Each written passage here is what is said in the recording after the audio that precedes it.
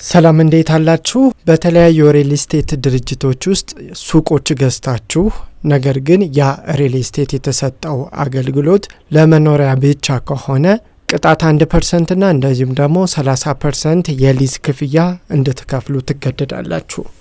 የዛሬው ቪዲዮ በዚህ ላይ ተጨማሪ መረጃ በመስጠት አብሬያችሁ ቆይ ይሆናል። አብራችሁን ቆዩ። ሰላም እንዴት አላችሁ? የተወደዳችሁ የከፍቲው ተመልካቾቻችን እንዴት አላችሁ? እግዚአብሔር ይመስገን ደህና ነኝ። ዛሬ መግቢያ ላይ እንደነገርኳችሁ ማወራችሁ ነገር ሰሞኑን የሊዝ በተመለከተ የአዲስ አበባ መሬትና አስተዳደር ቢሮ የሊዝ ክትትል ያደረገ መሆኑን ከዚህ በፊት በሰራውላችሁ ቪዲዮ መንገሬ የሚታወስ ነው። የሪል ስቴትን ጉዳይ ታዲያ ምን ይሆናል የሚል ጥያቄ በስፋት ቀርቦልኛል። ዛሬ በሱ ላይ ማብራሪያ ሰጣችኋለሁ። ጥያቄው ምን መሰላችሁ? ከሪል ስቴቶች ሱቅ የገዛን ሰዎች እንዴት ነው የምንሆነው? በተለይ ደግሞ ከላይ አፓርትመንት መኖሪያ ቤቶች የሆኑና ከስር ሱቆች ከሆኑ የኛስ መጨረሻ ምንድነው የሚለውን ጥያቄ ተጠይቄያለሁ። በዚህ ዙሪያ ላይ የአዲስ አበባ አስተዳደር መሬትና አስተዳደር ቢሮ ያወጣቸውን መግለጫዎች መነሻ በማድረግ ተከታዩን መልስ እሰጣለሁ። ሰሞኑን እንደምታውቁት የአዲስ አበባ ከተማ አስተዳደር የሊዝ ክትትል በማድረግ ለመኖሪያ ቤት የተሰጣቸውን ፍቃድ ያለ ፍቃድ በግላቸው ወደ ንግድ የቀየሩትን እነሱን በቅጣት እንግዲህ 1% ቅጣትና 30% የሊዝ ክፍያ እንዲከፍሉ ትዕዛዝ ተላልፎባቸዋል። ብዙዎችም በዚህ በመደናገጥ የቻሉት እየከፈሉ ነው፣ ያልቻሉት ደግሞ አሁንም ዘግተው ይገኛሉ። ይህም ብቻ አይደለም፣ በሪል ስቴት ድርጅቶችም የተሸጡ ሱቆች አሉ። እነዛ ሱቆች ታዲያ መጨረሻቸው ምንድነው የሚሆነው? ምክንያቱም ከላይ አፓርትመንት አለ፣ ከስር ደግሞ ንግድ እንዲከናወንበት ሱቆች ተሸንሽነው ለሽያጭ ቀርበውልን ገዝተናል የሚል አለ። እንደምታስታውሱትም ደግሞ በከፍቲዩብም የተለያዩ ሱቆችን ማስተዋወቂያችሁ ነበረ። እናንተ ምንድነው ማስተዋል የሚገባችሁ የሚለውን ነገር ዛሬ እንመለከታለን። አዲስ የሆናችሁ ቻናሉ ይጠቅማችኋል፣ ከፍቲዩብ ይባላል፣ ሰብስክራይብ አድርጉት። ነባሮች ደግሞ ስለምትመለከቱኝ እያመሰገንኩኝ፣ ነገር ግን ለኔ እንደ ሽልማትም ለሌሎችም ቪዲዮ እንዲደርስ ላይክ ብታረጉልኝ ትልቅ ማበረታቻ አድርጌ ስለምወስደው ይህንን ላይክ እንድታደርጉልኝ እጠይቃለሁኝ። ለምታደርጉልኝም ከወዲሁ አመሰግናለሁ። ሀሳብ አስተያየት ካላችሁ ደግሞ ጥቆማም ካላችሁ እንድሰራላችሁ የምትፈልጉት ካለና ባነሳኋቸው ርዕሰ ጉዳዮች ላይም የራሳችሁን የተለመደውን አስተያየት መስጠት ከፈለጋችሁ ኮመንት ላይም ጻፉልኝ። ወደ መልሱ ስገባ እንግዲህ በአዲስ አበባ ከተማ አስተዳደር መሬትና አስተዳደር ቢሮ የሚሰጡ ፍቃዶች በተለይ ከንግድና ከመኖሪያ ቤት ጋር የተያያዘ 3 አይነት ናቸው። አንደኛው ሙሉ በሙሉ ለመኖሪያ ቤት አገልግሎት የሚውሉ ህንጻዎች ናቸው። እነዚህ ማለት ከታች ምናልባት ቤዝመንትንና አንደኛው ፎቅን መኪና ማቆሚያ ልታደርጉ ትችላላችሁ። ከዛ በበለጠ ግን ምንም ነገር መክፈት አይቻልም። ማለትም ከሪሴፕሽን ውጪ ሱቅ ማድረግ አይቻልም። ሱቅ አድርጋችሁ ከተገኛችሁ የግድ አገልግሎት ለውጥ ማድረግ አለባችሁ።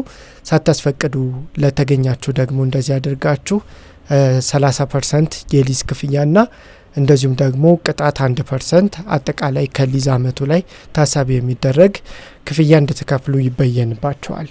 ስለዚህ ሱቅ ስትገዙ የነበራችሁ ወይም ገዝታችሁ ያላችሁ ሰዎች እናንተ የገዛችሁበት ሱቅ እዛ ላይ ያለው አፓርትመንት የተሰጠው ፍቃድ ምንድነው የሚለውን የይዞታ ማረጋገጫውን ሲሰጧችሁ ማየት የምትችሉት ነው። ለምሳሌ እንዲህ አይነት የሚፈቀድላቸው ከላይ መኖሪያ አፓርትመንት ከታች ደግሞ የንግድ ሱቆች በጣም በርካታ ድርጅቶች በዚህ መንገድ ሪል ስቴቶች ቤቶችን እያለሙ ሱቆችን እያለሙ ለሽያጭ አቅርበው እንደዚሁ ደንበኞቻቸው እየገዟቸው ነው። እንዲህ አይነት ግን ምን መሆን አለበት? ፍቃዱ ቅይጥ የሚባለው መሆን አለበት። ቅይጥ ካልሆነ ያስቀጣል። ቅይጥ ማለት መኖሪያ ቤትም ሱቅም በጋራ የያዘ ማለት ነው። እንደነገርኳችሁ በ9ኛው ኦር በ10ኛው የአዲስ አበባ ማስተር ፕላን የሚገነቡ ህንጻዎች በተለይ ደግሞ ለመንገድ ቅርብ የሆኑ ህንጻዎች ሁለቱንም እንዲይዙት ታሳቢ በማድረግ የቅይጥ ግንባታ ፍቃድ እና የቅይጥ አገልግሎት ፍቃድ ነው የሚሰጣቸው። ይሄ ማለት ገሚሱ ለመኖሪያ ቤት ገሚሱ ደግሞ ለሱቅ ወይም ለንግድ ማከናወኛ እንዲሰጥ ተደርጓል።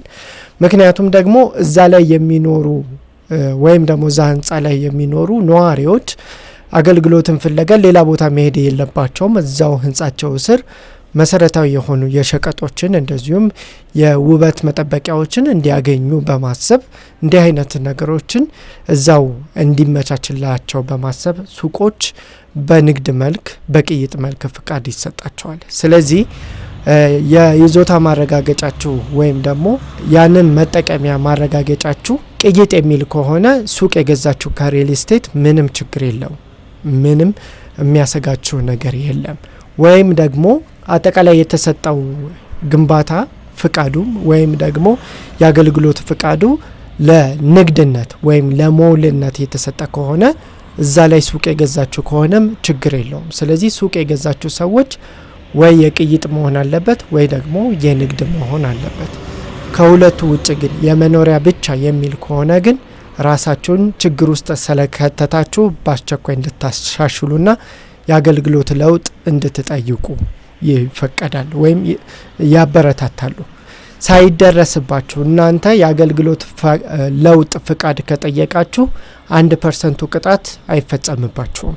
አሁን ሬጉላቶሪ ስራ እየተሰራ ነው። የማጣራት የመቆጣጠር ስራዎች እየተሰሩ ናቸው። በዚህ መሀል ግን ሲያጣሩ እናንተ ከተገኛችሁ ግን ያለ ፍቃድ 1% ቅጣት አለው። እንደዚሁም ደግሞ ላዙር ካላችሁም ደግሞ 30% የንግድ የሊዝ ፍቃዱን ከፍላችሁ በአንድ አመት ውስጥ ማለትም እስከ ግንቦት 30 ባለው ጊዜ ውስጥ ከፍላችሁ አጠናቃችሁ ነው ፍቃድ የሚሰጣችሁ። ይሄንን ካላደረጋችሁ ፍቃዱ አይሰጣችሁም። ወይም 30%ን በአንዴ መክፈል ነው ወይም በአመት ውስጥ በተመቻቸው አማራጭ ከፋፍላችሁ በመክፈል ነው እንዲማረግ የምትችሉት። ስለዚህ ሪል ስቴት ድርጅቶች ላይ ሱቅ የገዛችሁ ከሶስቱ በአንዱ ላይ ካላችሁ በተለይ በመኖሪያ ቤት ላይ የመኖሪያ አገልግሎት ብቻ በተሰጠው ፍቃድ ላይ ሱቅ የገዛችሁ ካላችሁ እጅግ በጣም ከፍተኛ ችግር ውስጥ ስላላችሁ ቶሎ እንድታስተካክሉ ይህንን መረጃ ልሰጣችሁ ፈልጋለሁ።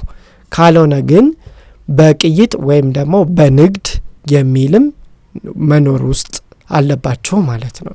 እዚህ ጋር ተይዞ አንድ የሚነሳው ደግሞ የተሰጠው ፍቃድ እንበልና አንዳንድ ሞሎች ላይ እስከ ጫፍ ድረስ የንግድ ሱቆችን ያከራዩና ጫፍ ላይ ያለችውን ደግሞ መኖሪያ ቤት አድርገው የሚኖሩ ሰዎች አይታጡም።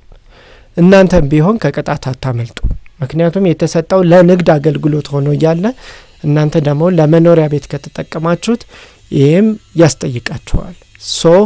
ማድረግ የሚጠበቅባችሁ ቅድም እንዳልኩት ለታለመለትና ለተሰጠው ፍቃድ ለተደረገለት አላማ ብቻ መዋል አለባችሁ። ካልሆነ ግን ለዚህ ደንብ መተላለፍ 1% ቅጣት የምትቀጡ ስለሆነ ጥንቃቄ እንድታደርጉ ማሳሰብ እወዳለሁ።